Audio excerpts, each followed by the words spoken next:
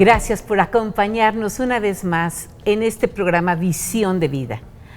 Este pretende ser un homenaje a los hombres y mujeres que han dado de sí lo mejor que tienen su vida entera para el desarrollo y la construcción de un estado de Querétaro más próspero, más justo, con oportunidades para todos. Hoy es un día para nosotros muy especial, porque el invitado de hoy es un hombre que ha visto pasar casi un siglo.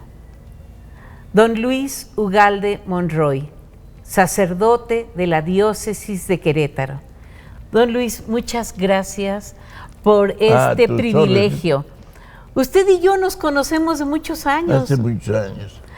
Somos colegas periodistas, escribimos columnas en los periódicos locales y fuimos vecinos pared de por medio, muchos años, en Nicolás Campa, que es la calle que lleva el nombre de otro sacerdote. Otro sacerdote y muy revolucionario. Muy avanzado en ideas. Sí, muy amigo de Juárez y compañía, de todos los liberales. Los liberales. Y también suspendido. Válgame Dios. Vamos a hablar unos minutos más de su suspensión, pero quisiera yo preguntarle, don Luis, sus orígenes, sus raíces. Me decía usted que su mamá lo tuvo a usted y ya no tuvo más hermanos. No. ¿De dónde son sus padres, don Luis? Usted nació aquí en Querétaro. Mis padres, bueno, se puede decir Amealco. Sin embargo, mi mamá era del estado de Michoacán, allí cerca, de Molinos de Caballero. Ya. ¿Y se vino su mamá a vivir a Querétaro una vez casada? ¿O? No, en realidad yo nací aquí por cuidados especiales, porque en aquel tiempo no había médico en Amealco y había un parto difícil y mi abuelo prefirió mejor el papá de mi mamá prefirió que yo naciera aquí porque esperaban que hubiera algún problema y entonces por esa razón. Y dice usted que nació en la calle de 15 de Mayo, su casa se encontraba enfrente del establo de la familia Niembro. Sí, porque era el número 2, era la primera. Estaba el 1, que era el establo. ¿Y ustedes? Sí. Y sus padres entonces vivían en Querétaro. Su mamá, me dice usted, que había confeccionado un hábito para usted, una vestidura sacerdotal. No, bueno, se puede. Eran 2 cotas. 2 cotas. 2 cotas. Y con el fin de que usted las usara. Lo que se le llamaba sobrepelliz. Sobrepelliz. ¿Usted estudió en el seminario conciliar? Sí. ¿Ya se encontraba en Hércules? No, estaba entonces en San Antonio. En el convento de San Antonio. En el convento, en el anexo, pues. Sí. ¿Ahí había franciscanos? No, bueno, hubo un tiempo los dieguinos. Sí. Es parte de los franciscanos. Pero cuando usted estudió era de la diócesis. Era de la diócesis. Y junto estaba la fábrica de hielo. Exacto. Y usted, allí terminó sus estudios, se ordenó sacerdote. No, tampoco. ¿No se ordenó como sacerdote allí? Sí, pero no en San Antonio. ¿Dónde fue? En Teresitas. En Teresitas. En el 1950,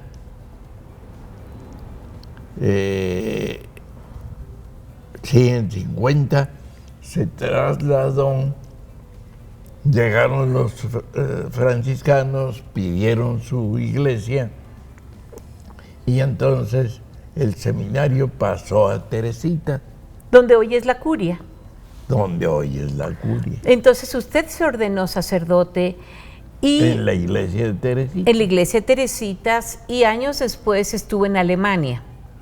años después, sí, todavía tardó muchísimo. ¿Primero fue asignado a alguna parroquia local? A Tequisquiapan. A Tequisquiapan, a la parroquia de Nuestra Señora de la Asunción. En Tequisquiapan. De las Aguas Calientes. Ajá. Y más tarde, después de Tequisquiapan. Allí, fue lo último. Allí se quedó. Allí me quedé. Es decir, no me quedé allí, sino allí empecé Cajas Populares. Cuénteme y me de eso. dediqué totalmente. ¿Por qué? Usted venía de Alemania. No.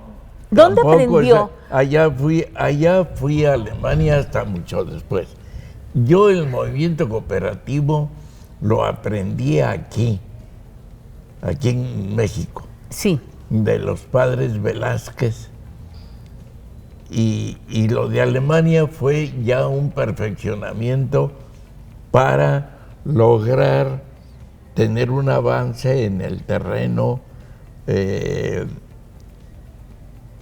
pues más bien ideológico del movimiento cooperativo.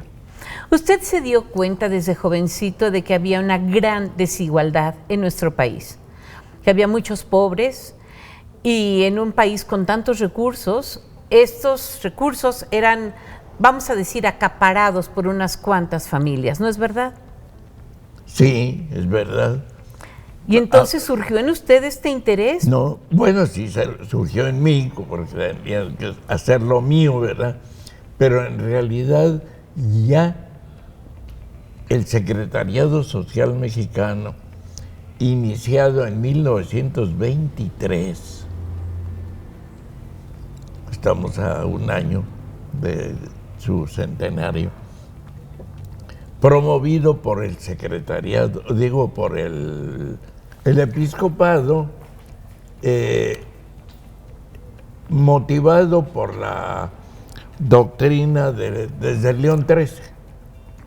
La doctrina social de la Iglesia. De la Iglesia, motivada por aquella encíclica famosa que inicia el proceso de pastoral social en la Iglesia, fue 1891, de León XIII.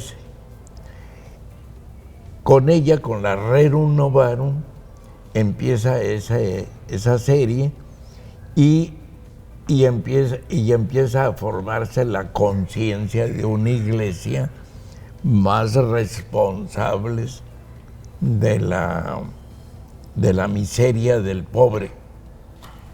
Es decir, el problema no simplemente de la miseria física, sino de la miseria moral, de la falta de unión de un pueblo que está pobre en gran parte, y seguimos por el estilo, pero estamos así por la falta de unión de la gente.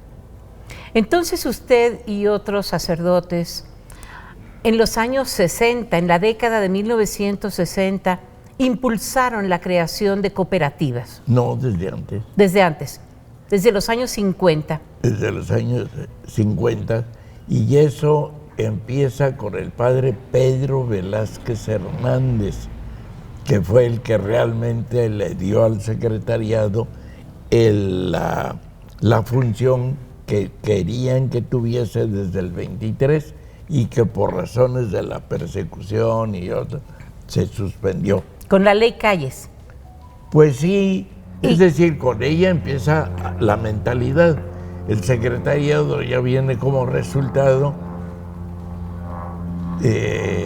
muchos años después, hasta el 23, 1923. Sí, ya había pasado. Con el padre Alfredo Méndez Medina, jesuita.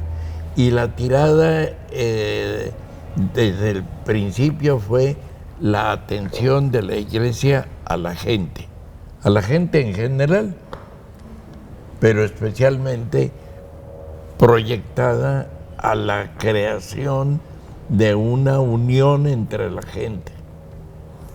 Y las cooperativas, las uniones mutualistas, las cajas populares, Todas ellas fueron resultados. Ahí hay una distinción muy importante.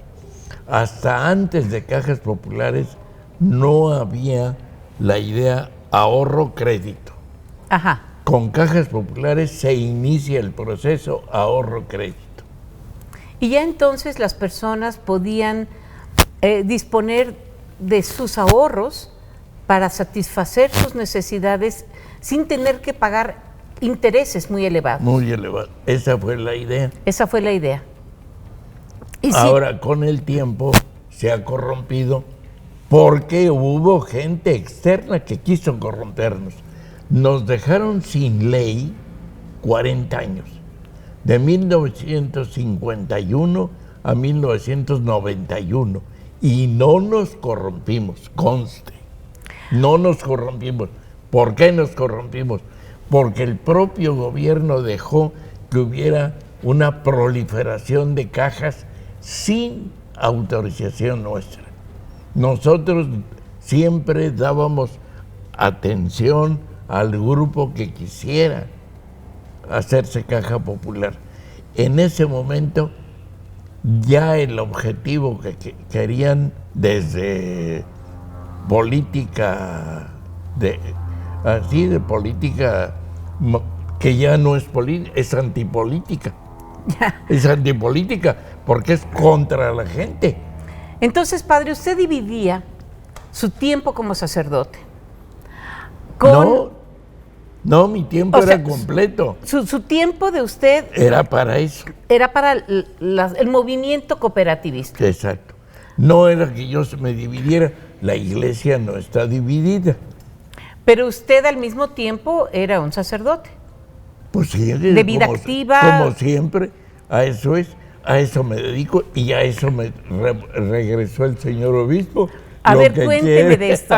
Usted fue durante un tiempo profesor del seminario. Pero fui profesor del seminario en materias sociales. En materias sociales. Y tuvo un alumno que era un jovencito venido del Capulín, San José Iturbide, Guanajuato, llamado Fidencio López Plaza. Exacto. Cuénteme de su alumno Fidencio. En realidad no fue una cosa así especial con él. Con el tiempo ya eso fue. Pero la verdad es que pues yo daba la clase a todos. A todo el grupo. Sí, allí había algunos que especialmente se significaban, pero se significaban por eso, porque tomaban más el asunto para ellos, como más propio, y uno de ellos fue Fidencio. Compromiso social y un sentido comunitario. Exacto. Siguiendo precisamente los preceptos de la doctrina social de la Iglesia Católica. Sí. Y este muchacho del Capulín, San José Iturbide, a la larga llegó a ser el obispo de nuestra diócesis de Querétaro. Así es. Y bueno, ahora vamos a hacer un paréntesis. Vamos a regresarnos a marzo de 1975, cuando usted y un grupo de sacerdotes, entre ellos mi colega, el filósofo Mario Gutiérrez Canchola, sí, quien fue mi compañero de trabajo en el TEC de Monterrey, porque él daba clase de filosofía y escribió un libro muy bueno, El Hombre. Ese libro era el libro de texto de la materia Antropología Filosófica. Y este señor y usted y otros sacerdotes tuvieron un enfrentamiento, tuvieron una situación de desacuerdo con la curia.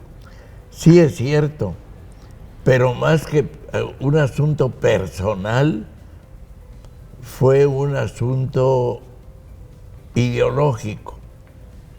Cuénteme cuáles eran los hilos de aquel conflicto.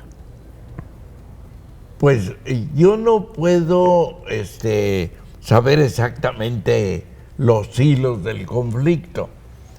Es decir, ni me he puesto a analizarlo.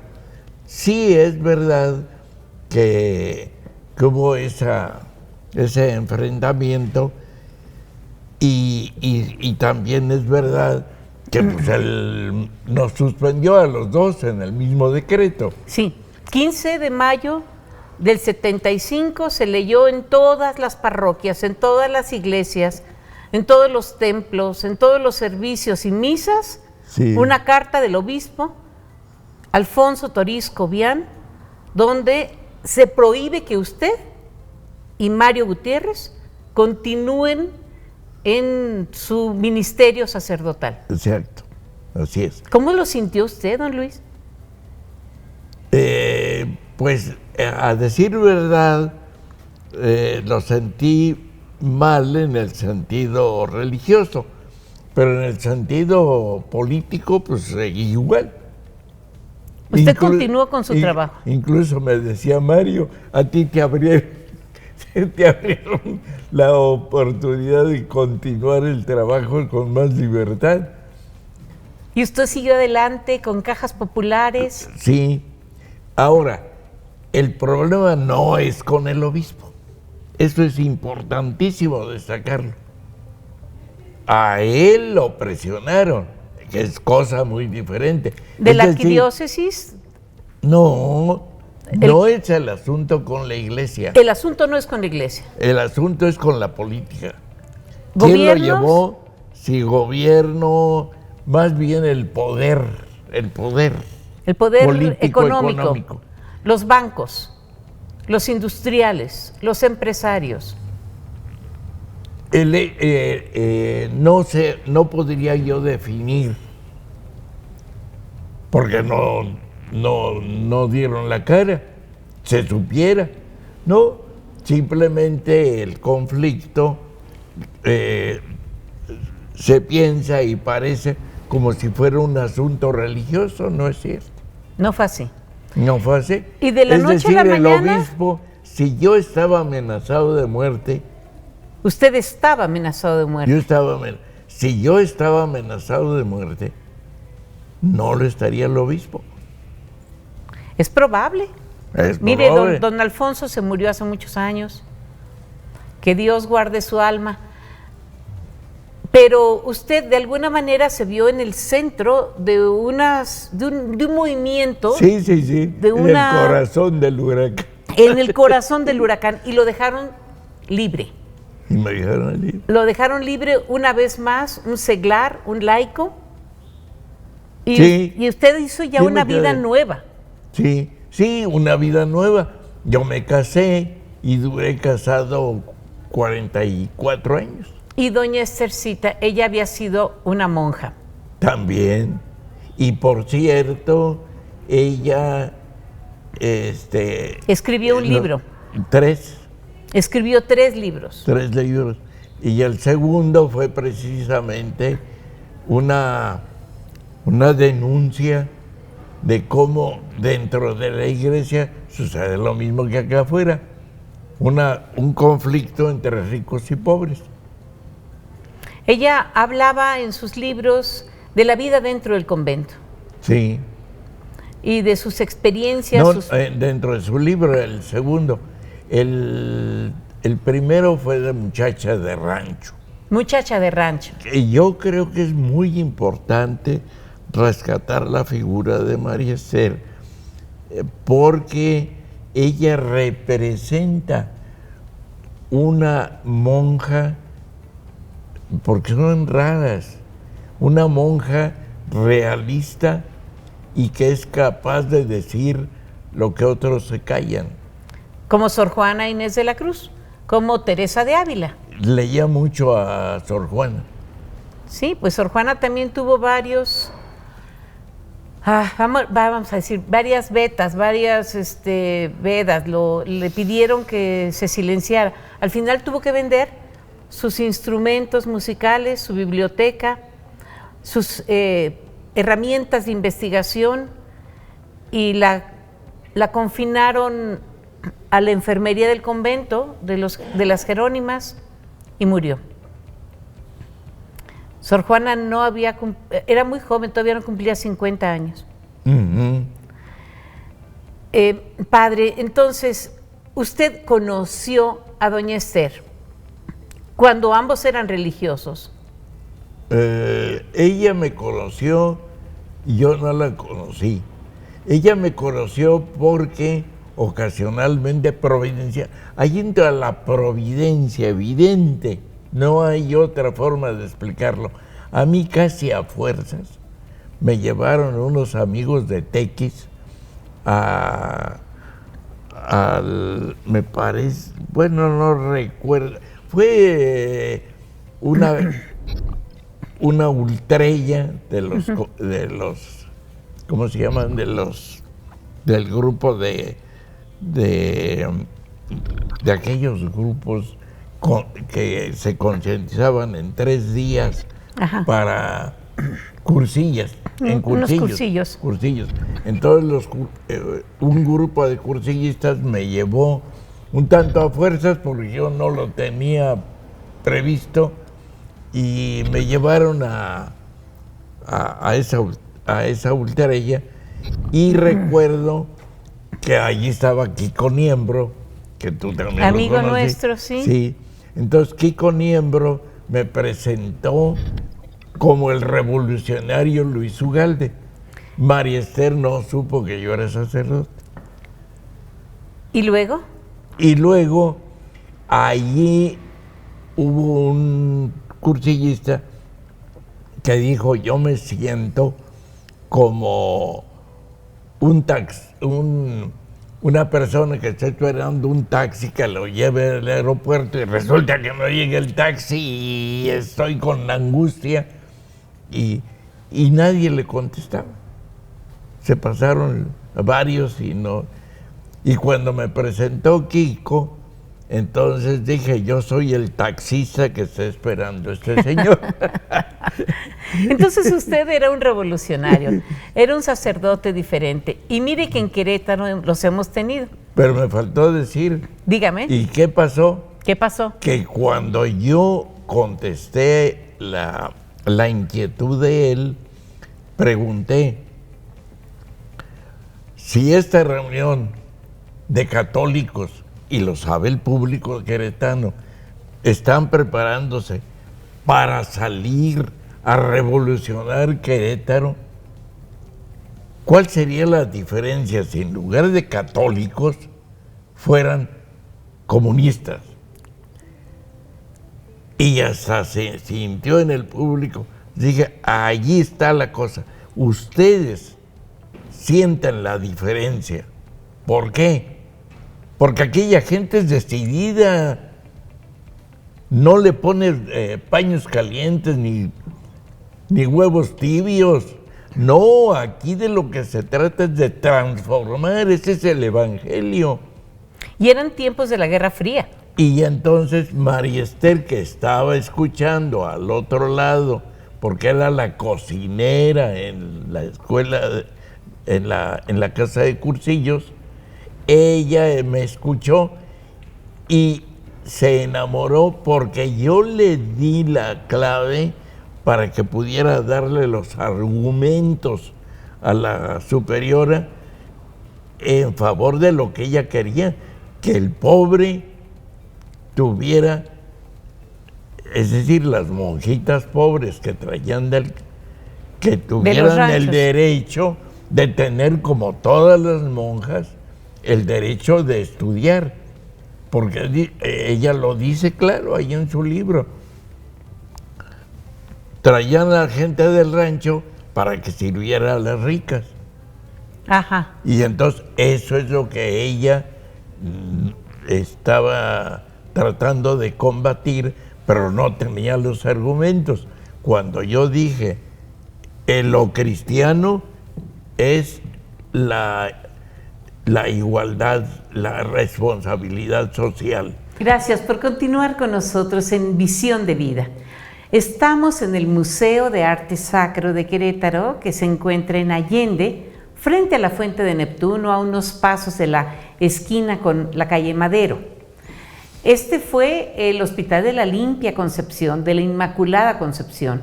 Fue el primer hospital de Querétaro en terrenos donados por María de Tapia, hija de Hernando de Tapia, fundador de Querétaro, y hoy en día es el Museo de Arte Sacro. Queremos darle la gracias al director, que es José Niembro Calzada, y también al padre Martín Lara Becerril, quien es el vicario de la diócesis, que nos hicieron favor de permitirnos este espacio para la entrevista con Luis Ugalde Monroy, sacerdote diocesano.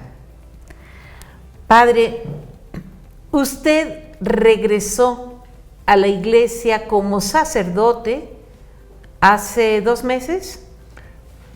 Tal vez podría decir, regresé al presbiterio. Al presbiterio. Porque nunca dejé de ser católico. Pero sacerdote. Tampoco dejé de serlo. ¿Usted se sintió sacerdote? Toda la vida. No solo, yo me sentí sacerdote cuando, más sacerdote, cuando me expulsaron. Cuando lo expulsaron. Lo voy a explicar. ¿Por qué me sentí más sacerdote? Porque Jesucristo se hace sacerdote sobre todo cuando está en la cruz, no cuando está en la gloria, sino cuando está en las dificultades. Entonces yo demostré que de veras quería un pueblo, y el sacerdote no es para hacer changarro aparte. El presbiterio es para servir a la gente. ¿Y a eso se ha dedicado usted ya la vida eso me he entera? dedicado toda la vida, entonces me sentí más sacerdote. Yo lo veo a usted a los 96 años, en plenitud de sabiduría, como una persona que ha escalado una montaña y puede ver desde la cima todo el valle, puede ver el río, el lago, aquella parte seca, esta parte, pues digamos, próspera, fértil, aquellos huertos, aquel ganado, ve lo que ha cosechado, ve los campos de labor, ve las casitas de los campesinos. Usted tiene una vida larga. En su opinión, ¿cuál es el propósito de Dios para usted? ¿Cuál es la función que Dios, nuestro Señor, el Creador del universo, le ha encomendado a Luis Ugalde Monroy? Se puede decir que se concreta en lo que el señor obispo me encomienda, en la tarea del cuidado integral de la creación. ¿Por qué? Porque al dedicarnos a lo social, nos estamos dedicando a lograr que los humanos que tenemos a nuestro cuidado desde el principio desde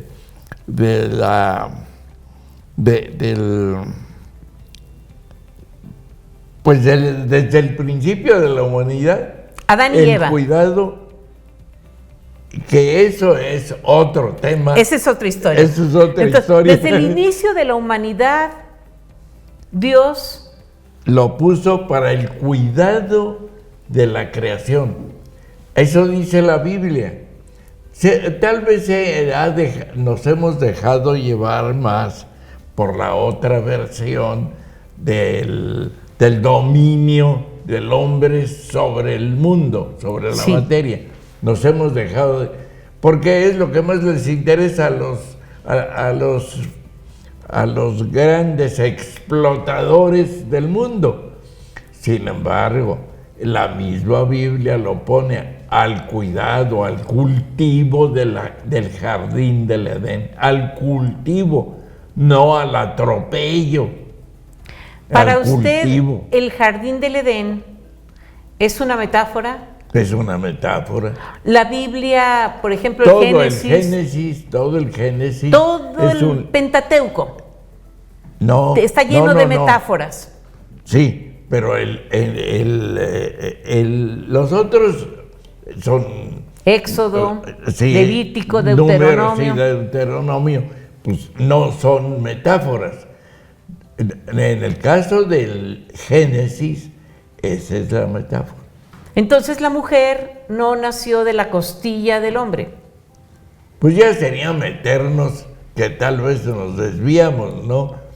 A mí me interesa mucho rescatar el asunto, pero esto de las interpretaciones de la Biblia no son cosa fácil. Son para exégetas. Son para exégetas.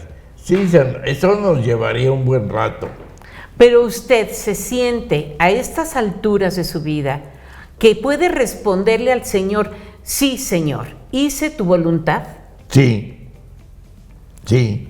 Aunque su vida como sacerdote haya tenido una serie de cambios. Pues precisamente, ¿cuántos ha habido así, verdad?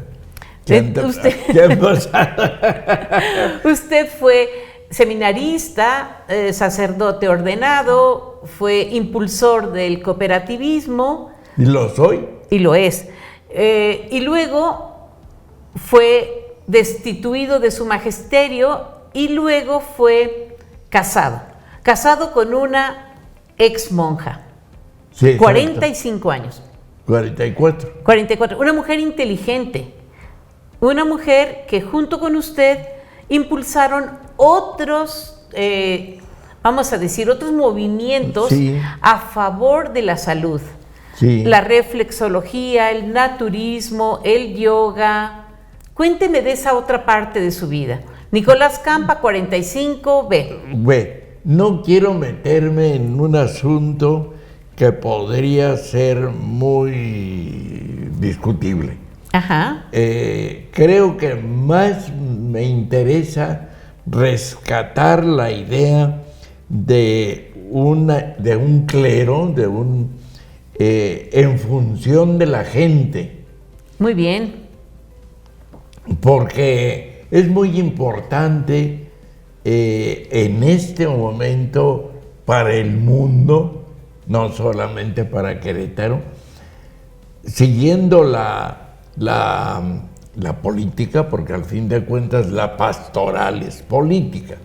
La política en el amplio sentido de la palabra política, de polis, pueblo, nación. Pues el asunto es que logremos que la iglesia, mejor dicho, que el clero, haga cuerpo común con el laico. Lo que en este momento está impulsando el Papa es lo que se llama ambiente sinodal, un clima de caminar juntos. Es de sínodo. Laicos y sacerdotes. Es la primera vez en 2000 años que hay una convocatoria para hacer un sínodo no simplemente eclesiástico, de los eclesiásticos, de los sacerdotes, sino de la iglesia en común, de los laicos junto con. Y eso sí me interesa mucho llevarlo. ¿Por qué? Porque a esto no se le está dando todo la dimensión, dimensión y peso que tiene. Ya. Al Papa en este momento urge apoyarlo, porque el Papa no está totalmente bien, está ahí, se nota que está enfermo. Sí. Entonces, y es muy importante que le hagamos caso, porque si no dejamos perder la oportunidad. ¿Usted qué sintió cuando se eligió a Francisco, el primer Papa latinoamericano? Un señor argentino que también está comprometido con las causas más nobles. Pues en ese momento yo no lo conocía bien. Ya con el tiempo me di cuenta de que efectivamente tiene una gran visión socio-humana, es decir, buscando la forma de que la sociedad tome más conciencia de sí misma como parte integral de la creación. ¿Por qué digo el hombre como parte integral de la creación? ¿Por qué? Porque al fin de cuentas, ¿de qué está hecho esta materia? Es materia. Nuestro cuerpo, el cuerpo de todos, somos parte de la materia. Y esto mismo tiene otra dimensión, el bios, la vida biológica. Y entonces ya es otro mundo. Sin embargo, allí estamos los humanos ya como materia y como vida y como diríamos la vida no simplemente vegetal, sino la racional. Y como racionales somos responsables de nosotros mismos, cosa que no pasa con el resto de la existencia, de los seres creados. De los seres vivos. No, de los seres creados, para incluir también el sistema sideral. Y esto es muy importante porque allí está la base del cooperativismo. Hasta ahorita no nos habíamos dado bien cuenta, y ahora se trata de eso, de darnos cuenta de que el cooperativismo no es un simple sector de la economía, sino un sistema de vida, como dicen nuestros pueblos originarios de América. Y esto es importantísimo rescatarlo, porque hasta ahorita se ha quedado el movimiento cooperativo como importado, como si nos lo hubieran traído recientemente. Y no, nuestros pueblos originarios tienen algo mucho más valioso, que no solamente es un grupo o un conjunto o un sector de la sociedad, sino que es todo el pueblo, las comunidades de Oaxaca. La suprema autoridad no es el presidente municipal, es la comunidad. Y en gran parte eso pasa aquí en Amealco y pasa en otros lugares donde están los pueblos originarios, que es la comunidad del conjunto el que realmente da el valor.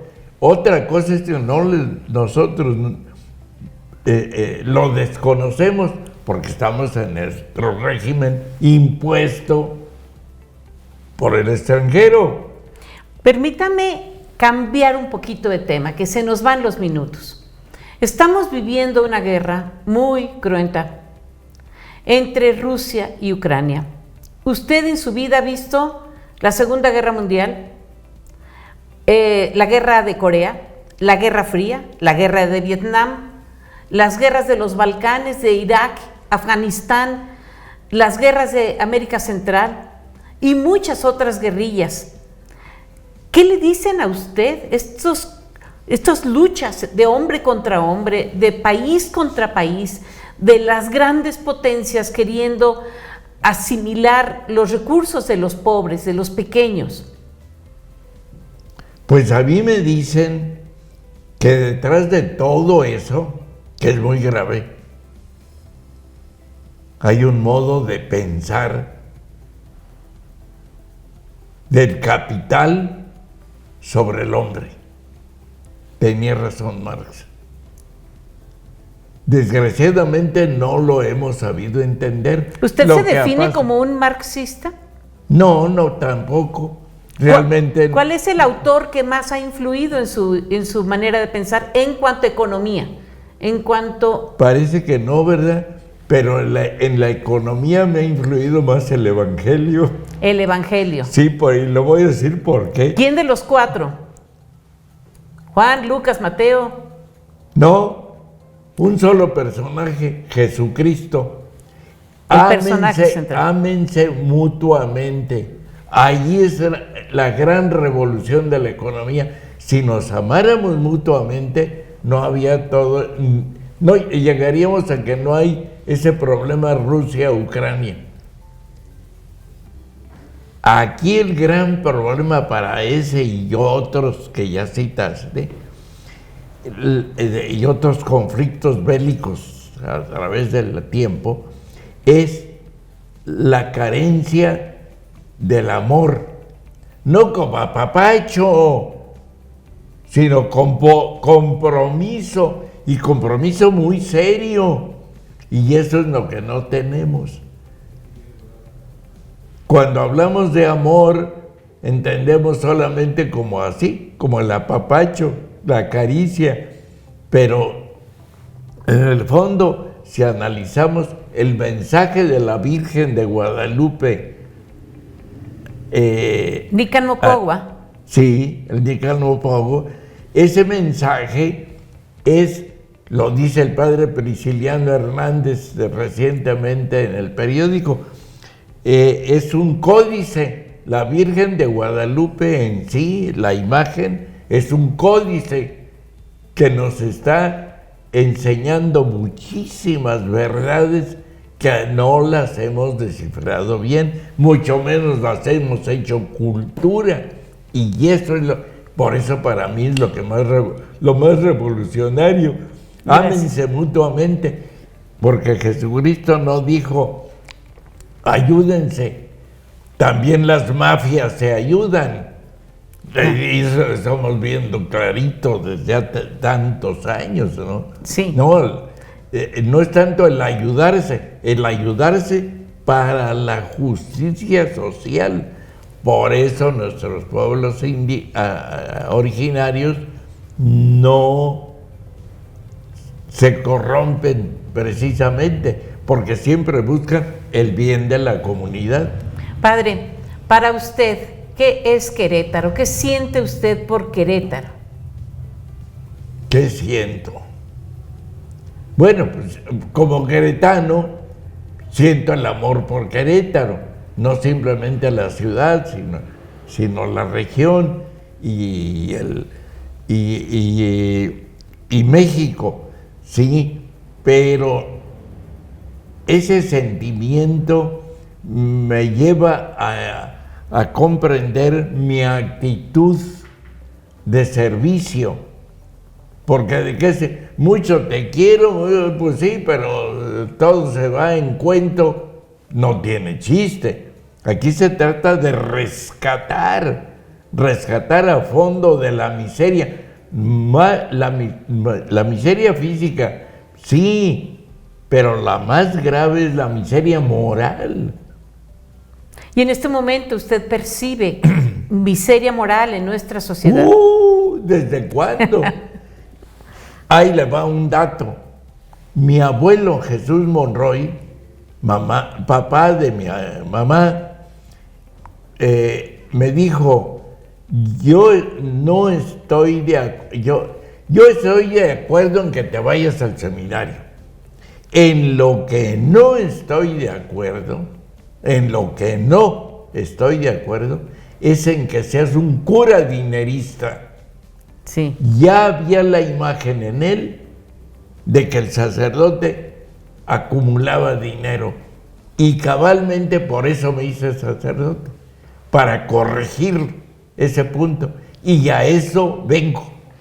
Entre los Monroy, gente de armas tomar, como su tía María. Su tía María le regaló a usted una pistola, ¿es cierto? Sí, es cierto. Pero no la ha usado, ¿verdad que no? Me dijo, no, nunca la usé. Nunca la usé en el sentido de disparar.